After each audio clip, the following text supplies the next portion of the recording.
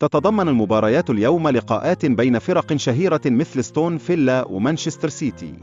تمثل هذه المباريات أحداثاً بارزة في الدوري. توقيت المباريات يختلف حسب الدول، حيث تقام في 1:30 مساء بتوقيت مصر. يجب على المتابعين مراعاة التوقيت المحلي. ستقوم قنوات بي إن سبورت بنقل المباريات، مما يسهل على المشجعين متابعة فرقهم المفضلة. النقل المباشر يعزز من حيوية التجربة. يعتبر توقيت مباريات الدوري الإيطالي ذا أهمية خاصة للمشاهدين في الوطن العربي لمتابعة فرقهم المفضلة. تتضمن المباريات مواجهة تورينو وبولونيا في 5:00 مساء.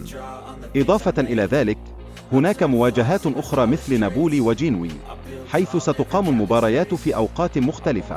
من الضروري معرفة توقيت المباريات للمشجعين. تتضمن المباريات أيضا مواجهات في الدوري الألماني مثل فرانكفورت وماينز. ينبغي متابعة قنوات البث المتعددة للحصول على التغطية الكاملة. تعرض مواعيد المباريات في دول مثل تونس والجزائر والمغرب. يعتبر توقيت كل مباراة بالغ الأهمية لمتابعة الأحداث الرياضية بدقة. تشمل المباريات فرقا مشهورة مثل أولمبيك أكبو ومولودية البياض.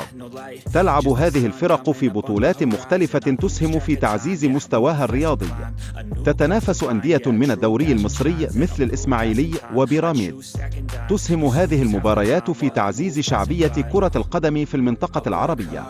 تشهد مباريات كأس الخليج لقاءات بين المغرب والإمارات والسعودية والعراق، مع تحديد توقيتات دقيقة لكل مباراة. تحظى هذه المباريات بمتابعة كبيرة من عشاق كرة القدم في المنطقة. تشمل القنوات الناقلة للمباريات قنوات الكاس وأبوظبي الرياضية، مما يتيح للجمهور فرصة مشاهدة المباريات بسهولة. توفر هذه القنوات تغطية شاملة للأحداث الرياضية. بالإضافة إلى كأس الخليج، تتواجد مباريات في الدوري البرتغالي والتركي، حيث يلعب فرق مثل بورتو ومورينهو. تعكس هذه المباريات تنوع البطولات في عالم كرة القدم.